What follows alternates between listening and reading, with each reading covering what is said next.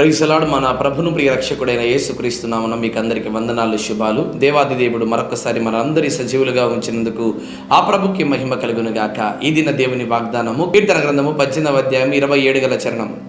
శ్రమపడు వారిని నీవు రక్షించెదవు. ప్రిదోని బిడ్డలారా, ఎవరైతే శ్రమ పడుతుంటున్నారో వారిని నా దేవుడు రక్షించేవాడిగా ఉంటున్నాడు. అవునండి, చాలామంది కష్టపడకుండానే ఫలితం ఆశిస్తూ ఉంటున్నారు. అయితే ప్రభు వాక్యం అంటుంది, ఇదిగో పనివాడు జీతమునకు పాత్రుడని.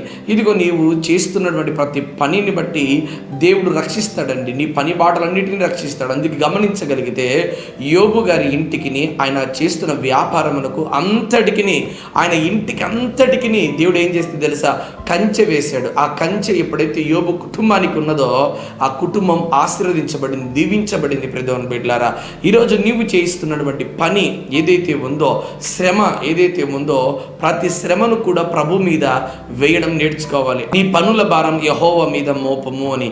ఎవరైతే పనుల భారం ప్రభు మీద మోపగలిగి చేస్తూ ఉంటారో వారిని దేవుడు రక్షించేవాడిగా ఉంటున్నాడు. చాలామంది మనం చేసే ప్రతి పనిని దేవుని మీద ఆధారపడి చేయక వారి ఇష్టానుసారమైనటువంటి ఆలోచన తీరుతో చేస్తూ ఉంటారు. తద్వారా అనేకమైన శ్రమలతో, తద్వారా అనేకమైన ఇబ్బందులతో, తద్వారా అనేకమైనటువంటి ఇరుకులలో పడతా ఉంటారు. అప్పుడు ఆలోచన చేస్తారు, అవునండి, దేవుడు నన్ను రక్షించలేదండి, దేవుడు నాకు సహాయం చేయలేదండి. ఎందుకు చేస్తారండి? కార్య ఆరంభంలో దేవుని మీద ఆధారపడలేదు కనుక అందును బట్టి నీ జీవితంలో అనేకమైన శ్రమలు వస్తూ ఉన్నాయి. ఒకవేళ నీవు పడుతున్నటువంటి శ్రమకు తగినటువంటి జీతము రాలేదని కంగారు పడుతున్నావా? అయితే ప్రభు వాక్యం అంటుంది, ఈ లోకంలో నువ్వు పడుతున్నటువంటి శ్రమ ఏదైతే ఉందో అది శరీర సంబంధమైనటువంటి శ్రమ. అయితే నువ్వు శ్రమ పడాల్సింది ఏ దాని కొరకంటే పరలోక రాజ్యము కొరకు. పరలోక రాజ్యములో ధనము సమకూర్చుకున్నటకు.